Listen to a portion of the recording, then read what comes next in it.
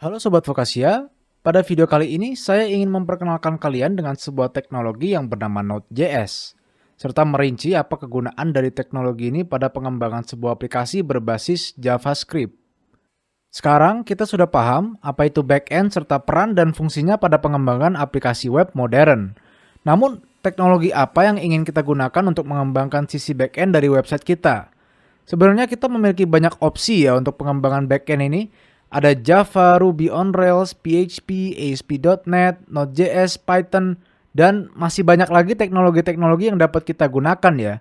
Namun pada materi ini yang akan kita gunakan pastinya adalah Node.js. Lantas kenapa kita memilih Node.js? Karena hal yang perlu kita ingat lagi bahwa kita sebelumnya sudah menggunakan dan bahkan mungkin sudah familiar dengan bahasa pemrograman JavaScript ya. Di mana Node.js ini memungkinkan kita untuk mengembangkan sebuah server backend menggunakan JavaScript. Jadi, kita bisa menggunakan satu bahasa pemrograman ini dan tidak menghabiskan waktu untuk mempelajari bahasa pemrograman lainnya. Di samping itu, Node.js juga memiliki performa yang sangat cepat sehingga memungkinkan kita untuk mengembangkan sebuah aplikasi web yang cepat dan scalable. Dan kita bukan satu-satunya yang menggunakan Node.js ya. Website seperti Netflix, Wikipedia, Twitter, LinkedIn, Trello, dan Uber, mereka itu semua menggunakan teknologi Node.js di dalam backend-nya. Dan semakin kesini semakin banyak perusahaan juga yang tertarik untuk migrasi aplikasinya ke Node.js. Maka tidak heran bahwa banyak job seekers yang tertarik untuk mempelajari teknologi ini. Sekarang kita sudah paham kenapa kita harus menggunakan Node.js. Namun mungkin yang kalian tunggu-tunggu adalah penjelasan mengenai apa sih sebenarnya yang Node.js itu lakukan?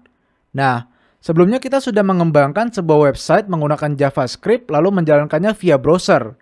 Nah, ini penting nih. Karena sampai titik ini, sebenarnya kode JavaScript yang kita buat selama ini untuk pengembangan website HTML, CSS, dan JavaScript, itu dikunci di dalam browser. Maksudnya gimana? Jadi kita selama ini hanya menjalankan kode JavaScript kita melalui browser saja. Jadi kode JavaScript yang sudah kita buat hanya bisa berinteraksi sebatas environment browser saja. Seperti meminta informasi dari browser, menambahkan sebuah event listener pada sebuah komponen di browser. Akan tetapi, kita masih belum bisa menggunakan kode JavaScript yang bisa melampaui batas dari browser tersebut. Sebagai contoh, kode JavaScript yang kita buat sejauh ini belum bisa mengakses file system atau proses networking dari komputer kita. Dan pastinya ada alasan baik kenapa tidak diperbolehkan ya. Karena apabila kita mengakses kode JavaScript yang berisikan malware atau kode berbahaya lainnya dari suatu website, maka akibatnya bisa fatal dan sangat berbahaya untuk komputer kita.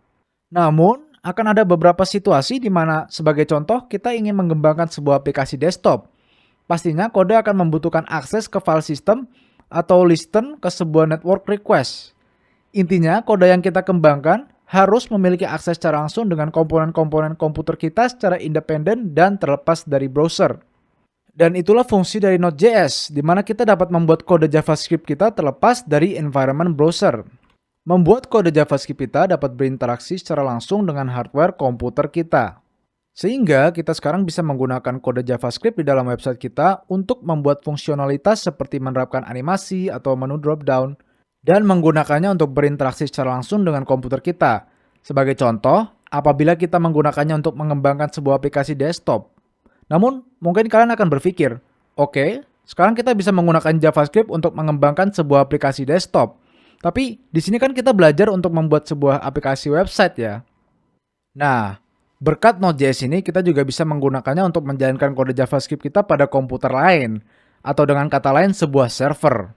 Dimana di sini contohnya apabila seorang user login ke Google, lalu memasukkan sebuah query pencarian untuk mencari suatu informasi, di mana browser user tersebut akan membuat request ke server Google.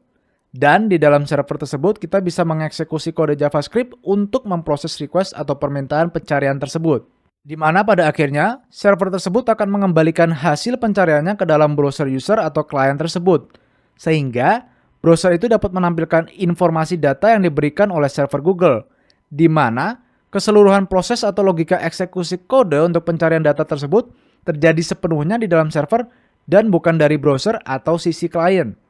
Demikian, itulah penjelasan mendasar mengenai Node.js serta kegunaan atau fungsi dari teknologinya secara umum. Sekian, terima kasih telah menonton dan semoga bermanfaat.